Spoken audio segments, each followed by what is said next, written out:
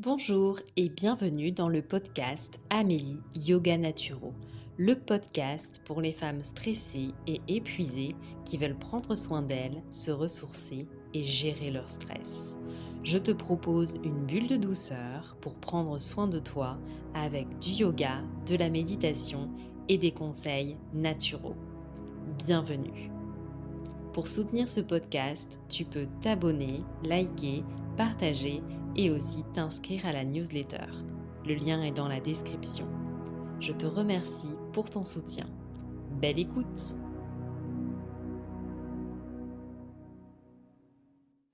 Aujourd'hui, je voudrais te parler des super aliments, car c'est la fin de l'été, peut-être que tu es fatigué de tes vacances, que tu as beaucoup bougé, que tu paniques à l'idée de te dire c'est la rentrée, il faut que je sois au top de ma forme. Et peut-être que ça te fatigue et que ça te stresse. Donc aujourd'hui, pour être une super version de toi-même, je te propose les super aliments. Il n'y a pas de définition officielle des super aliments. Ce sont des aliments naturellement riches en vitamines, minéraux, oligo-éléments, antioxydants, ce qui est vraiment bon pour notre vitalité. Après, si tu te nourris entièrement de chips et que tu rajoutes des baies de goji, c'est pas ça qui va faire que tu vas être en top forme. L'idée, c'est vraiment d'inclure ces super aliments à ton alimentation variée et équilibrée pour te donner un coup de boost pour cette fin d'année et puis si tu fais du sport aussi ou si tu es fatigué. Donc j'ai divisé ces super aliments en plusieurs catégories. Donc je vais d'abord te parler des fruits et des baies, ensuite des graines, des algues, des plantes et des rhizomes, des légumes et légumineuses, des champignons et quelques inclassables. Voilà le programme. Donc dans les fruits et les baies, donc il y en a vraiment plein. Tu as les baies de goji, les myrtilles, les mûres, les framboises. J'adore les framboises, elles sont très riches en vitamine C, fibres, elles sont antioxydantes. Elles contribuent aussi à lutter contre les radicaux libres et elles aident à la régulation de la glycémie. Tu as aussi les canneberges, tout ce qui va être fruits à coque, noix, noisettes, amandes, les baies d'açaï aussi, qui vont donner un coup de fouet parce qu'elles sont très riches en antioxydants, fibres, vitamines A et C. Le lucuma, donc je ne sais pas si tu connais, c'est un gros fruit orange originaire du Pérou. Le camu camu, c'est un fruit aussi de la même famille que la goyave. Donc il y en a plein d'autres dans les fruits et les baies. Là, je t'ai vraiment mis moi ce que je préfère. Après voilà, c'est vrai que c'est toujours mieux de pouvoir consommer les produits locaux et de saison. Donc si tu n'habites pas en Amérique du Sud, peut-être que le lucuma, tu vas l'exclure de ta liste en te disant, voilà, j'ai pas envie de manger un fruit qui a fait plus de 7 000 kilomètres pour venir. Et ça se comprend. Voilà. Je voudrais te parler en particulier, faire un petit point zoom sur les baies de goji. Ce sont ces petites baies rouges et elles sont particulièrement, voilà, c'est un super aliment parce qu'elles contiennent 18 acides aminés, ce qui est vraiment très rare pour un fruit, 21 minéraux et oligo-éléments, donc zinc, fer, cuivre, sélénium, calcium, plein de vitamines, donc notamment C, B1, B2, B6, des acides gras, des antioxydants et des fibres. Donc ce qui est vraiment intéressant avec les baies de goji, c'est leur action antioxydante qui va contribuer à retarder le vieillissement cellulaire. On dit aussi qu'elles prendraient soin du système cardiaque car elles ont un effet sur l'assimilation du cholestérol. Elles permettraient aussi de réduire la tension artérielle, de réguler la glycémie, de faciliter la perte de poids, de maintenir une bonne acuité visuelle, de détoxifier, de renforcer le système immunitaire. Donc ça, à l'approche de l'automne et de l'hiver, ça peut être pas mal. Elles vont venir soutenir les glandes surrénales qui sont souvent épuisées quand tu es stressé. Elles vont tonifier le système nerveux et elles vont redonner de l'énergie tout en combattant les troubles du sommeil. Donc ça, c'est vraiment top. Les baies de goji, donc comment tu peux les mettre dans ton assiette? Tu as les baies fraîches. Le plus souvent, on va les trouver séchées en magasin de bio, en petits sachets. On peut aussi les trouver en poudre, en infusion, en gélule. Donc après, ce qui peut être sympa, par exemple, si tu manges une salade, ça va être de rajouter des petites baies de goji, ou si tu te fais un petit yaourt maison, ou si tu manges du porridge ou dans un dessert végétal, voilà, les rajouter comme ça. Après, tu peux en manger quelques-unes à 4 heures aussi. On les déconseille quand même aux personnes qui suivent un traitement anticoagulant, aux diabétiques, car elles sont assez riches en glucides, aux personnes allergiques au solanacées, et c'est aussi contre-indiqué pour les femmes enceintes et allaitantes. Voilà, donc ça c'était la première rubrique, donc les fruits et les baies. Ensuite, on va passer aux graines, aux super graines. Donc il y a bien sûr les fèves de cacao, les graines de chia. Est-ce qu'on présente encore les graines de chia? Qui sont riches en oméga 3, en fibres solubles, protéines, calcium et magnésium. Elles contribuent à une bonne digestion, elles vont réguler le taux de sucre sanguin, elles protègent le cœur, elles donnent de l'énergie. Euh, pour les consommer le mieux, tu sais, tu les mets, tu peux soit les inclure par exemple dans tes smoothies, euh, ou alors tu les fais gonfler, tu sais, tu rajoutes un petit peu un lait végétal ou ce que tu veux, et tu les laisses, tu les mets au frigo, et puis ensuite le lendemain, ça va gonfler. C'est assez marrant comme texture. Donc les graines de chia, les graines de chanvre, les graines de lin, les graines de courge. Alors moi j'adore les graines de courge. J'en mets quand je mange de la salade en fait, je prends une cuillère à soupe de graines de courge et puis je saupoudre. Tu as les graines germées, le guarana et le fenugrec. Voilà, donc là il y a bon bien sûr il y a aussi plein d'autres graines. Souvent tu vas les trouver en magasin bio, hein. Alors, je voudrais aujourd'hui te parler en particulier, faire un petit point sur les graines germées. Donc, le processus en fait de germination va entraîner une prédigestion des macronutriments. Par exemple, les protéines, elles vont être transformées en acides aminés. Ça va vraiment entraîner un enrichissement en vitamines, minéraux et enzymes actifs. Les graines germées contiennent des vitamines, mais vraiment beaucoup des groupes A, B, C, D, E et K, des minéraux, tout ce qui va être calcium, fer, zinc, potassium, soufre, sodium, phosphore, des protéines et acides aminés, des enzymes, des fibres, des acides gras essentiels, des antioxydants et de la chlorophylle. Donc c'est vraiment beaucoup de choses pour ces super graines. On peut consommer presque toutes les graines germées, donc tout ce qui va être céréales, riz, quinoa, sarrasin, maïs, millet, légumes, radis, carottes, choux, épinards, poireaux, légumineuses, lentilles, haricots mungo, pois chiches, les graines mucilage, moutarde, cresson, roquette, lin, chia, les oléagineux, amandes, sésame, tournesol, graines de courge, voilà. Par contre, tomates, poivrons, aubergines, solanacées en général et rhubarbe, non, car c'est toxique. Et certaines doivent vraiment être impérativement consommées cuites. Ça va être le cas des graines d'haricots rouges, blancs et noirs. Voilà. Donc on dit que ces graines, elles favoriseraient la digestion, elles amélioreraient la lutte contre les troubles digestifs, comme la constipation, elles stimuleraient la circulation sanguine, et elle diminuerait aussi le risque de maladies cardiovasculaires et le cholestérol. Et elle stimulerait le système immunitaire. Donc vraiment beaucoup de choses pour ces petites graines. Donc après, comment tu peux les mettre dans ton assiette? Eh bien, tu peux les ajouter, tes graines germées, à tes salades, sandwichs, soupes, dans tes omelettes. Voilà. Par contre, il faut vraiment faire attention, car pour faire germer ces graines, ça nécessite une hygiène irréprochable pour éviter la prolifération des bactéries de type E. coli ou salmonelle. Donc les graines vont être déconseillées aux femmes enceintes. Voilà. Et là encore, tu peux trouver tout ça en magasin de bio. Ensuite, on va parler algues. Donc les algues sont des super aliments.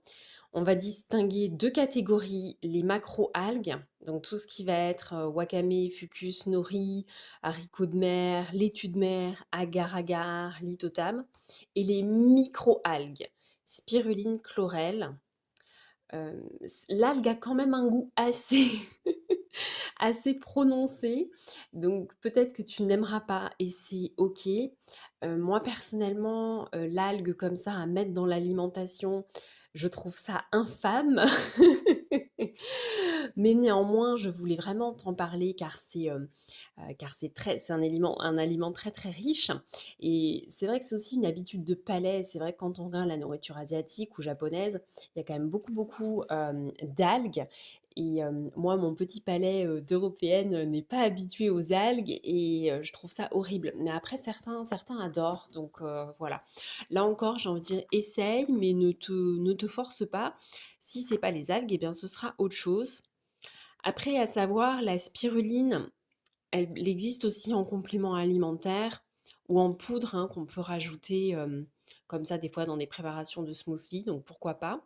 La chlorelle, moi j'ai une tisane que j'aime beaucoup à base de chlorelle, que je trouve ça très très très bon.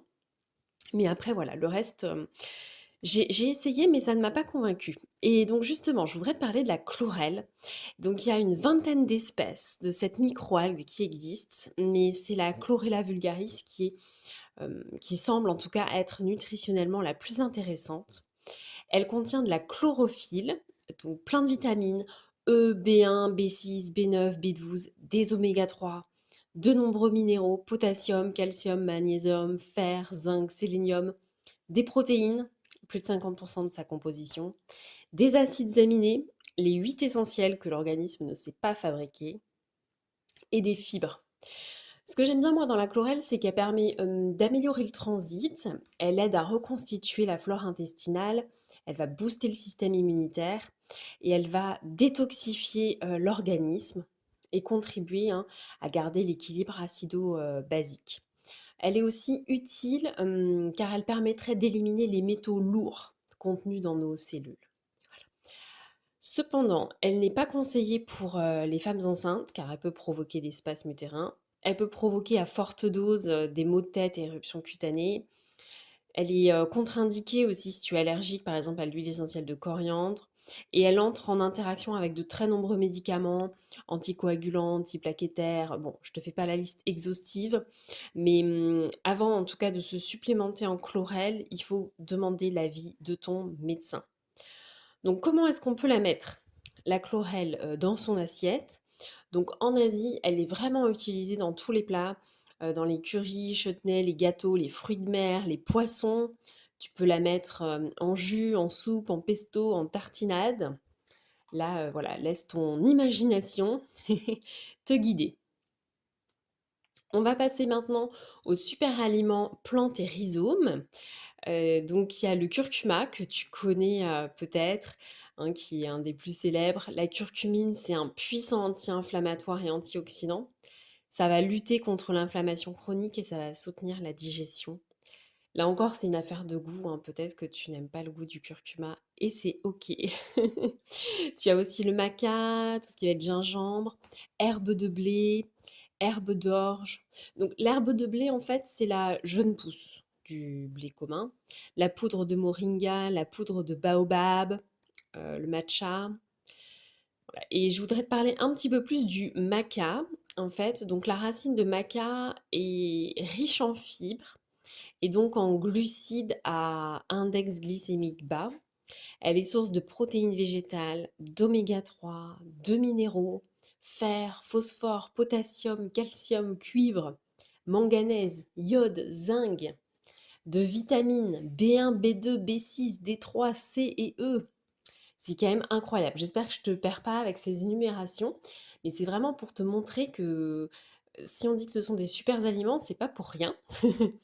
Et aussi, donc, le maca est riche en acides aminés tels que arginine et histidine.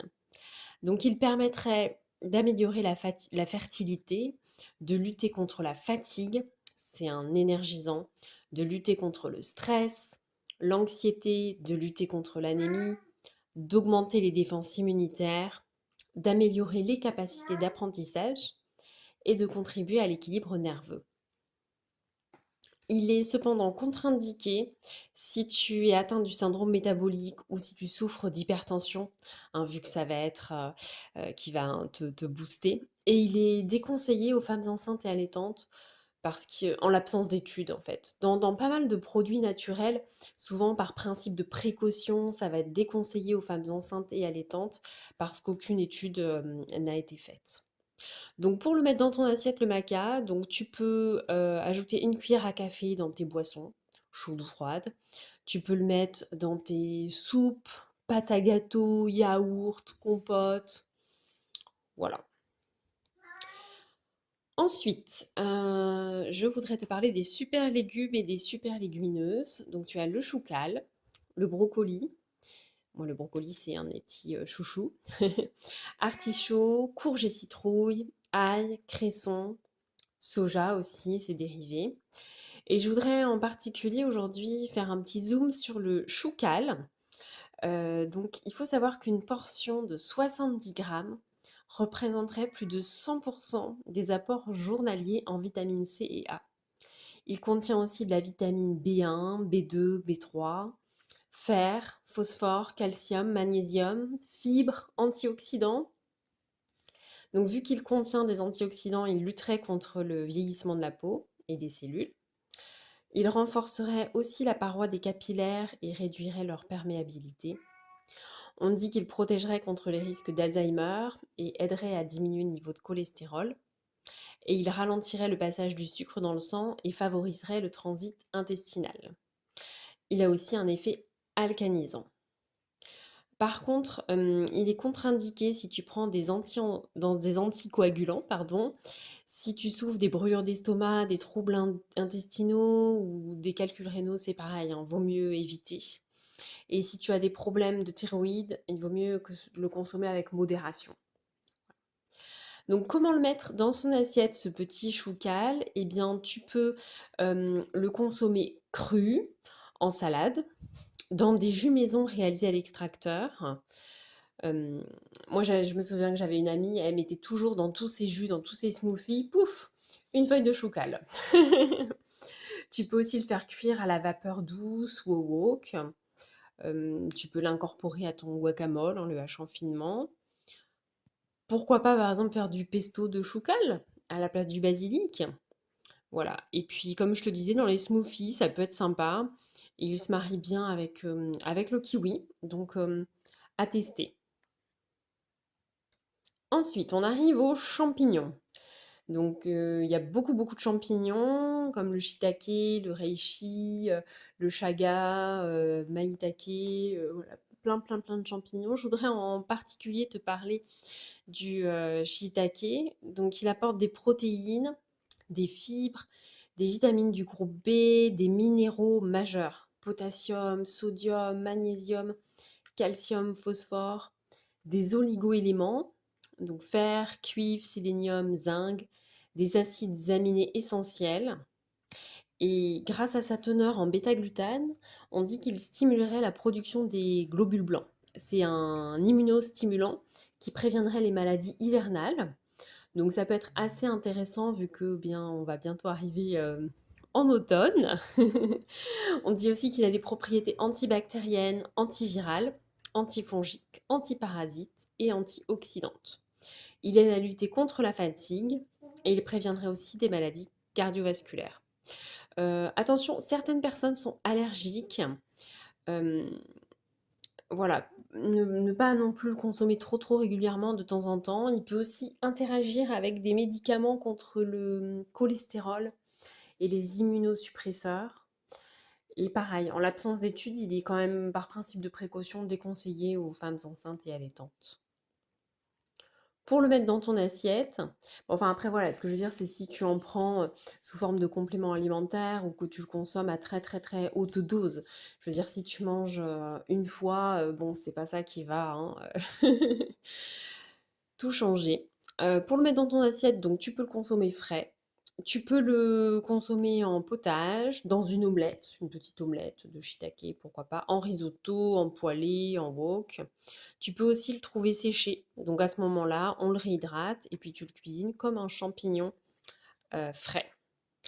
Et enfin, pour terminer, pour les super aliments, alors ce sont pas vraiment des aliments en soi, mais je voulais quand même en parler parce qu'ils sont très très riches en vitamines, minéraux, oligo-éléments.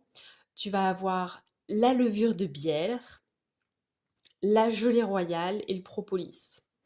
Bien sûr, si tu es allergique aux produits de la ruche, gelée royale et propolis, hein, tu oublies. Mais c'est vraiment très très très riche, surtout la gelée royale. Et à l'approche de l'automne, ça peut être pas mal pour d'en faire une cure, pour booster son système immunitaire. Bon là après pour ces derniers gelées royales, propolis, c'est pas vraiment un aliment, c'est plus sous format complément alimentaire. Et la levure de bière, c'est pareil, tu peux souvent la trouver parfois en poudre, hein, à saupoudrer sur tes salades par exemple, ou en complément alimentaire.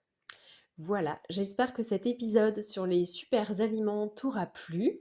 Moi, je te conseille pour commencer à les intégrer, ne les mets pas tous en même temps, c'est trop ambitieux, mais peut-être un par semaine. Tu vas dire, voilà, cette semaine, c'est la saison des framboises encore, donc je vais rajouter des framboises. La semaine d'après, tu dis, ah bah tiens, en plus des framboises, je vais rajouter, tac, un, un autre aliment. Par exemple, tu peux dire, je vais me faire du brocoli. Voilà. Donc après, c'est vraiment à toi de voir en fonction des saisons, comment tu veux les rajouter. Aussi, pour certaines personnes, c'est dérangeant de manger des aliments qui viennent loin. Ils préfèrent privilégier tout ce qui est local. Donc après, c'est aussi à toi de voir en fonction de tes convictions, ce que tu veux faire. N'hésite pas à me dire le super aliment que tu vas intégrer dans ton assiette la semaine prochaine. S'il y en a que tu intègres peut-être déjà aussi, bravo. Et voilà, je te remercie pour ton écoute et je te dis à très bientôt.